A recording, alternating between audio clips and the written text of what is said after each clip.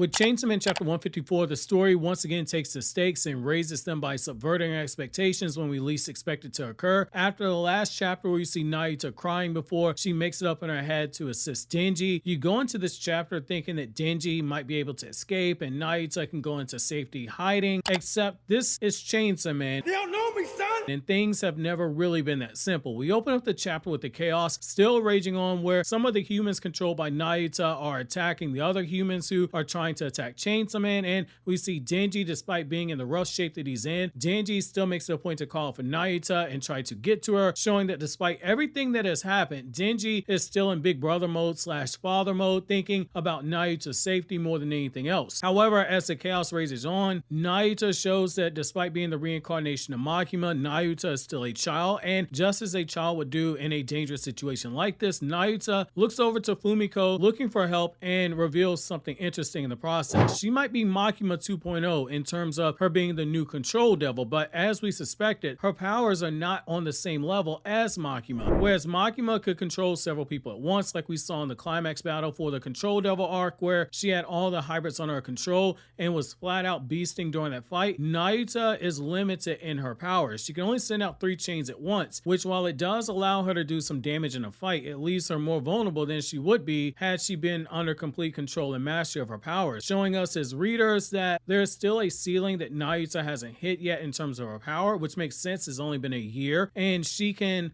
only go up from here in terms of the power. However, where things get really interesting is that Nayuta might have been expecting Fumiko to help her out in saving Denji, but Fumiko pulls the rug out from underneath her by looking at the situation and basically saying, I know a lost cause when I see one. I'm not helping Denji if it means I'm getting myself killed. And despite Nayuta literally begging her for help, Fumiko drops the dark line, which I'm going to paraphrase, where she basically says, hey, don't let his heart get snatched now. You be a good girl, protect Chainsaw Man for me, you got this. Nayuta, stunned by what she just heard, continues her emotional break by saying that they can't be left alone right now, that they just lost their home, they just lost their family. And this is where Fumiko goes from me saying, hey, she's pretty okay, she's got some redeeming qualities, to me being completely anti-Fumiko, and if she ends up getting killed later on, it couldn't have happened to a better person. Fumiko tells her, what family? The only deaths that occurred here, they were your pets. And the woman has the nerve to smile before leaving Nayuta on her own after dropping a line like that. What this does is on the front end, it shows us where Fumiko and public safety are fully on Denji and Nayuta, but it also serves as another layer being added to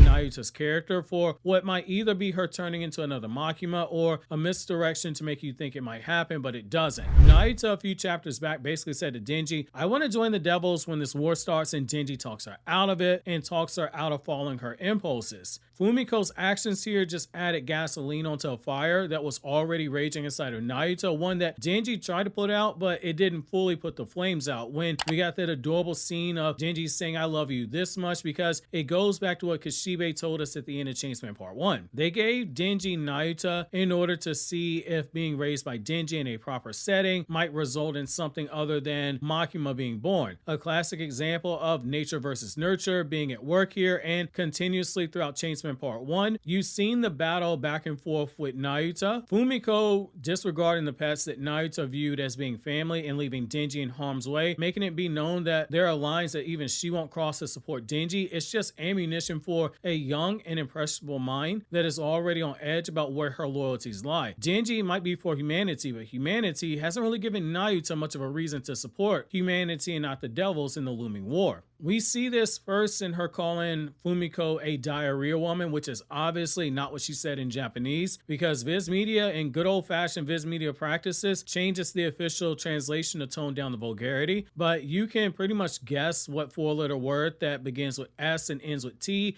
that Nayuta ended here. Then we see this is Nayuta watching Denji in a puddle of his own blood, with people all in the area saying, hey, there's another devil nearby that they need to find and hunt down and kill. And sensing the danger, Nayuta is now backed against the wall, trying to stay out of sight until Barm behind her outs her as being the devil that they're looking for, and we see some of the humans find it hard to believe because Nayuta is only a child, which leads to the reminder that even kids are followers of Chainsaw Man. And the old lady from earlier on in the story further outs Nayuta by saying that Nayuta called Denji slash Chainsaw Man her family. In the midst of all the attention now being on Nayuta, Denji gets scooped up and whisked away to safety by one of the people that Nayuta is controlling, and Denji, on the verge of unconsciousness, still has in his mind to be concerned for Nayuta, and it's for a really big reason. She's still in danger, even if she doesn't realize it herself right there. And what I like about what we're seeing here with Nayuta is that Fujimoto takes the opportunity to write her from a child's perspective, dealing with very real and serious situations that only adults have to deal with. It's a brilliant contrast to Makima, who acted every bit like the grown woman that she was, super seductive, where even people such as myself would say Makima could ruin my life. And with Nayuta, she's the mixture of a child's innocence as well as the danger of a devil. Nayuta, being the child that she is, views Denji leaving the same way a child would view being left alone at home. They aren't doing the responsible thing like doing the homework and the chores and eating the leftovers in the fridge. They're going right to the cookie jar. They're going right to play the PlayStation all night long, or they might even be watching this YouTube channel and clicking that subscribe button like you should if you haven't already. Nayuta views Denji being alone as the perfect opportunity to cut loose with her powers, and we get some rather dark but interesting insight about her character.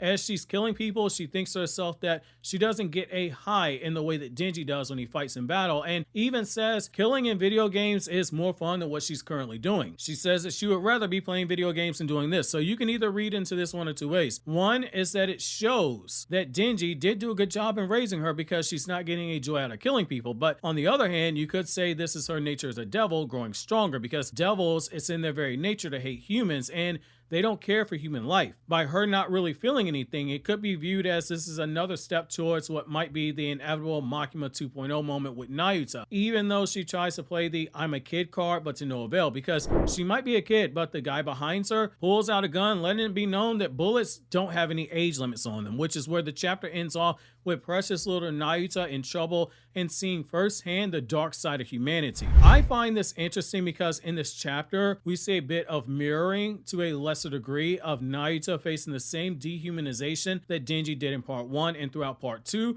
which just adds another layer onto the whole nature versus nurture thing that Denji is being used with Nayuta's character. This is great character development for Nayuta. They aren't human in the eyes of other people. They're a hybrid in the case of Denji and a devil in the case of Nayuta. They're basically the other, and in human nature, whenever there is an other in existence, they usually get wiped out. How Denji raised Nayuta and whether or not she took the lessons will determine exactly how she acts moving forward. And I cannot stress how important the dehumanization is here. It's how throughout history genocides have happened all throughout the world, because people weren't viewed as being human anymore by those who were in power. It's why in times of war, you're told that the enemy does all these savage things, but you're never shown the other perspective. You're never shown the why behind what happened, because the other side getting a perspective shown, it humanizes the group that you're trying to label as being the other. And that's what we have here with Nayuta, and that's what's going to make this next release so interesting to see, because Nayuta's response to this is going to be a big indicator of where a character's headed next.